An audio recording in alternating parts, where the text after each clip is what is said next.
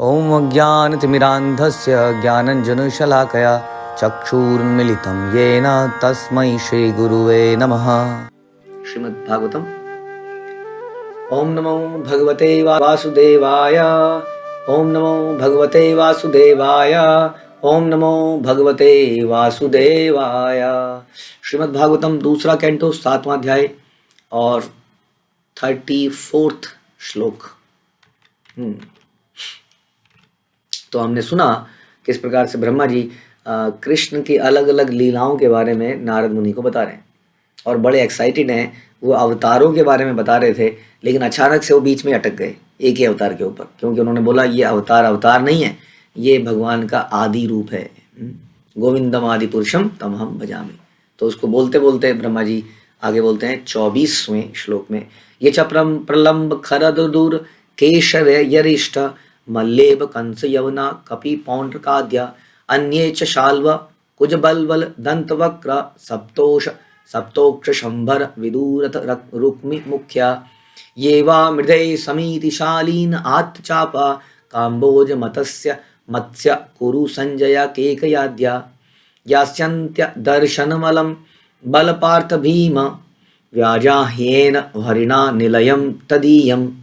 प्रलंब, धेनुक, बक, बकासुर, केशी, अरिष्ट, चाणूर, मुष्टिक, कुवलया, पीड़, हाथी, कंस, यवन, नरकासुर, पौंड्रक जैसे असुर, शाल्व, द्विविध, वानर, बलवल, दंत वक्र, सातों सांड जो विवाह के लिए उन्होंने जिनसे युद्ध किया, शंभर, विदूरथ तथा रुक्मी जैसे सिपह सलार तथा काम्बोज, मत्स्य, कुरु, संजय, केकय जैसे वीर योद्धा साक्षात हरि से अथवा बलदेव, अर्जुन, भीम आदि नामों की आड़ में स्वयं श्री भगवान से भीषण युद्ध करेंगे और इस प्रकार से मारे गए सभी असुर या तो निर्विशेष ब्रह्म ज्योति को प्राप्त होंगे या वैकुंठ लोक में स्थित भगवान के धाम को प्राप्त होंगे। तो यहाँ पर थोड़ा सा आपको फ्यूचर टेंस सुनाई दे रहा है। उसका कारण यह है कि सारे अवतारों के बारे में पहले से ही बताया जा चुका था कि ये अवतार समय आने पर आएंगे, और अभी भी कुछ अवतार फ्यूचर टेंस में ही हैं जिनके बारे में चर्चा हो रही है। जैसे कि कल की अवतार फ्यूचर टेंस है, अब बाकी सारे अवतार तो सत्य साबित हो गए, जैसे जैसे बताया था वैसे वैसे वो उस समय पर आ गए, लेकिन यहाँ पर उनके बारे में पहले से ही भविष्यवाणी करी जा रही है शास्त्रों में। इसलिए कहते हैं कि भगवान जब जब आते हैं तो शास्त्रों के कहे अनुसार आते हैं, इसलिए हर किसी व्यक्ति को भगवान मानने की गलती हमें कभी नहीं करनी चाहिए। तो यहाँ बता रहे हैं कि ये सब लोग लड़ेंगे, भीषण युद्ध करेंगे, लेकिन एक विशेष बात बता रहे हैं कि फिर भी ये निर्विशेष ब्रह्म ज्योति को या वैकुंठ में प्राप्त करेंगे। प्रभुपाद लिखते हैं कि जो व्यक्ति भगवान की दिव्यता को, मतलब उनकी शक्ति को मान गए, तो कुछ तो भगवान के फेवरेबल हो गए, लड़ते हुए उन्हें समझ में आया कि यही भगवान है, वो तो सीधा चले गए भगवान के धाम में, वैकुंठ में प्रविष्ट हो गए, जो पहचान गए अरे यही तो भगवान है। लेकिन कुछ ऐसे भी थे जिन्होंने उनकी शक्ति को पहचाना, कि परम शक्तिमान अनुभव किया कृष्ण को, और वो भी मोक्ष को प्राप्त हो। यानी कि कुरुक्षेत्र के युद्ध में किसी का नुकसान नहीं हुआ वास्तव में देखा जाए तो। कुरुक्षेत्र के युग में कुछ लोग ब्रह्म ज्योति को प्राप्त हुए, कुछ लोग भगवान के धाम में ही चले गए। तो इस प्रकार से भगवान इतने महान है कि उनका मारना, उनके सामने मरना इतना महान हो सकता है किसी व्यक्ति के सामने। भीष्म पितामह ने, हम सुनते हैं, कितने दिनों तक, आई थिंक लगभग 50 दिनों तक वेट किया अपनी मृत्यु का। सोचिए, जस्ट बिकॉज कि वो कृष्ण के सामने मर सकें। तो कैसा होगा उनके सामने मरना, कितना इम्पोर्टेंट हो सकता है। इसलिए उनको कहते हैं कि वो सुप्रीम पर्सनैलिटी है, वही पूर्ण पुरुषोत्तम भगवान है। तो उनका द्वारा मारा जाना, उनके द्वारा बचाए जाना, उनकी हर जो चीज़ है वो मधुर है, ऐसा हम गीतों में भी सुनते हैं। तो ऐसा बताया उन्होंने कि ये युद्ध होंगे, ये सब लोग मारे जाएंगे समय आने पर। तो ये सारे वही असुर हैं जो आप कृष्ण लीला में सुनते हैं। ये सारे कृष्ण द्वारा, बलराम द्वारा, कुछ लोग इसमें से भीम अर्जुन द्वारा भी मारे जाएंगे। कालेन मिलित धियाम अवमृश्य नृणाम सतोकायुषाम स्व निगमो बत पूर पार आविर्हित तु अनुयुगम सही सत्यवत्याम वेद द्रुमम विटपशः विभजिष्यति स्म। सत्यवती के पुत्र व्यासदेव के रूप में अवतार ग्रहण करके स्वयं भगवान वैदिक साहित्य के संग्रह को अल्पजीवी अल्पज्ञों के लिए कठिन समझकर वैदिक ज्ञान रूपी वृक्ष को युग विशेष की परिस्थिति के अनुसार शाखाओं में विभाजित कर देंगे। तो अब बता रहे हैं कि फिर से व्यास देव, कई लोग कहते हैं शास्त्र किसने लिखे? जी शास्त्र किसी इंसान नहीं तो लिखे हैं। तुम लोग शास्त्रों के पीछे इतना पागल हो रहे हो, तो हम किसके पीछे पागल हुए हैं? मान लेते हैं कि वो एक व्यक्ति ने लिखे हैं, मान लेते हैं एक सेकंड के लिए। आप जानते हैं कि व्यास देव ने टोटल कितने श्लोकों का संकलन किया होगा? लाखों श्लोकों का। आप उनकी कहानियों को पढ़िए जरा आपको समझ में आएगा। ये किसी बुद्धिजीवी का काम नहीं हो सकता, इतने सारे कैरेक्टर्स को लिखना, इतनी ज़बरदस्त इंटरलिंकिंग। एक स्टोरी की यहाँ पे बताया गया है, वो स्टोरी रामायण में जाकर लिंक होती है, कोई स्टोरी किसी पुराण में जाकर लिंक होती है। ये अमानवीय कार्य है। आप शास्त्रों का काउंट पता हो पहले बात तो, तभी तो सोचें। अभी तो काउंट ही नहीं पता है, कितने उपनिषद हैं, कितने पुराण हैं, कितने वेद हैं। No idea, we don't have any idea. और उनके बारे में उनके नाम भी हमें याद नहीं है। उनको पढ़ेंगे कब? जिसको हम पढ़ नहीं सकते हैं अनेक जीवन में, उसको किसी व्यक्ति ने लिख के छोड़ दिया, हम कहते हैं कोई मनुष्य था। यहाँ बताया जा रहा है कि वो मनुष्य नहीं थे, ही वॉज कृष्ण हिमसेल्फ, जो कि सत्यवती और पराशर मुनि के पुत्र के रूप में संसार में आए, व्यासदेव के रूप में। उन्होंने सारा वैदिक साहित्य लिखा। और क्या किया वैदिक साहित्य के साथ? क्योंकि वो जानते थे कि अब इसकी डिवीज़न करना बड़ा ज़रूरी है, कैटेगराइजेशन, क्योंकि लोग अल्पज्ञ हैं, अल्प बुद्धि हो गए, समझ नहीं पाएंगे इतना। इसलिए उन्होंने वेदों को भी 4 भागों में डिवाइड किया, जो कि एक ही पहले वेद माना जाता था। और उस प्रकार इतने सारे पुराण, उसमें कई सारे एग्जाम्पल्स पुराणों में दिए, इतिहास से वैष्णवों के भगवान की लीलाएं लिखी, ताकि जन साधारण जो कि अल्प बुद्धि है अब निचोड़ को ही समझ पाएगा। उसके लिए भी उसको गुरु परंपरा की आवश्यकता पड़ेगी। देवदुषाम निगम वर्तमनि निष्ठातनाम पूर्भिमयेन विहिताभि अदृश्यतुर्भि लोकान घनताम मति विमोहम अति प्रलोभम वेशम विधाय बहुभाष्यते औपधर्मयम। जब नास्तिक लोग वैदिक विज्ञान में अत्यंत दक्ष बन जाएंगे, नास्तिक लोग वैदिक विज्ञान में अत्यंत दक्ष बनकर परम विज्ञानी मय के द्वारा निर्मित श्रेष्ठ पक्षे पात्रों में चढ़कर आकाश में अदृश्य उड़ते हुए विभिन्न लोकों के वासियों का संहार करेंगे, तो बुद्ध रूप में अत्यंत आकर्षक वेश धारण करके भगवान उनके मस्तिष्कों को मोह लेंगे और उन्हें उपधर्मों का उपदेश देंगे। तो Buddha is also incarnation of Krishna. ये बेसिकली ऑलमोस्ट कलयुग की बात कर रहे हैं, जब लोग बहुत ज़्यादा विज्ञानी बन जाएंगे और उड़ने लगेंगे, यानी कि हवाई जहाज ऐसे धीरे धीरे ये सब चीज़ें बनाने लगेंगे, कई सारे आविष्कार करेंगे, ये सब करेंगे, तो बुद्ध भगवान आएंगे और उनको उनके बुद्धि को मोहित कर लेंगे। तो कई बार क्या होता है, कोई व्यक्ति एकदम से समझता नहीं है ज्ञान को, है ना। कई बार ऐसा होता है कि नहीं, एक बच्चा जो है, आप बच्चे को बड़े प्यार से समझाते हैं कई बार, बेटा ऐसा करना बुरा है, ये मत कर, ये मत कर। देखते हैं उसका जो फ्लिकरिंग नेचर है, चंचल स्वभाव है, खत्म नहीं हो रहा। तो कई बार उसको अट्रैक्ट करने के लिए आप कुछ उसको बोलते हैं, देख ये देख चॉकलेट लाया तेरे लिए, ये करेगा तो मिलेगा, ये करेगा तो मिलेगा। तो बच्चा एकदम से मोहित हो जाता है, कहता हाँ करूँगा। तो कई बार ये तो बच्चे की कहानी है, कई बार बड़े भी ऐसे हो जाते हैं। तो उनको आकर्षित करना बड़ा आवश्यक है। ऐसे में भगवान से बड़ा कौन आकर्षित करने वाला व्यक्ति होगा।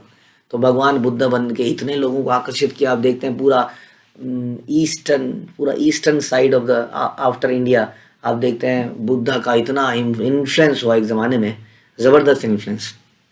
और उन सब लोगों ने अहिंसा को अपनाया, क्योंकि लोगों ने बहुत ज़्यादा हिंसक हो गए थे, अधर्मी बन गए थे। शास्त्रों को तो कुछ मान ही नहीं रहे थे, शास्त्रों को तो अलग थलग मतलब निकाल दिए थे, तोड़ मरोड़ के रख दिया था वेदों को।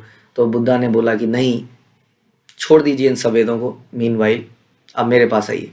कई बार होता है ना कि कोई हम किसी को बोले, कोई मोबाइल आया है, उसका मैनुअल है, वो बेचारा देख रहा है कि इसमें कॉपी पेस्ट कैसे होता है, मैनुअल के पन्ने पलट रहा है, दिमाग नहीं है, इतना पेशेंस नहीं है।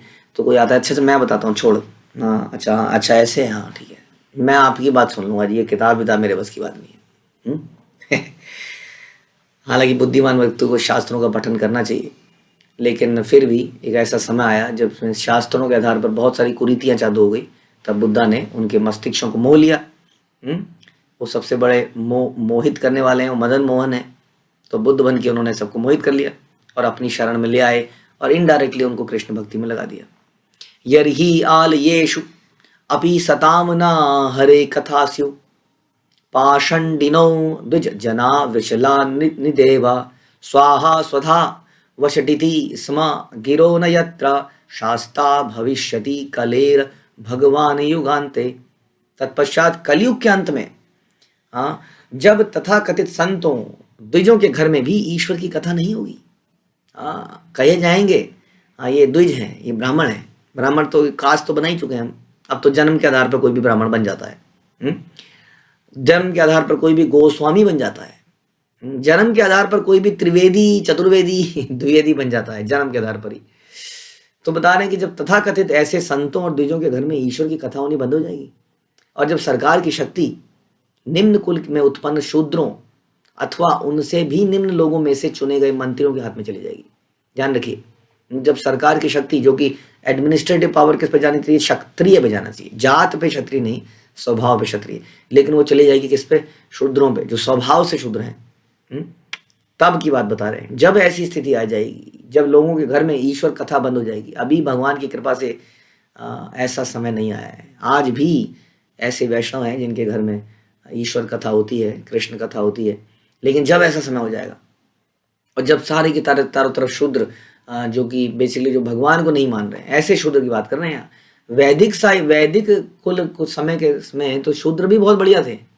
शूद्र बाकी वर्णों की सेवा करा करते थे वास्तव में, और भगवान के भक्त होते थे। लेकिन ये उन शूद्रों की बात कर रहे हैं जो नास्तिक हैं, जो वैदिक नियमों को नहीं मानते, वास्तव में मलेच्छ हैं, या कह लीजिए जब मलेच्छों के हाथ में चली जाएगी सरकार।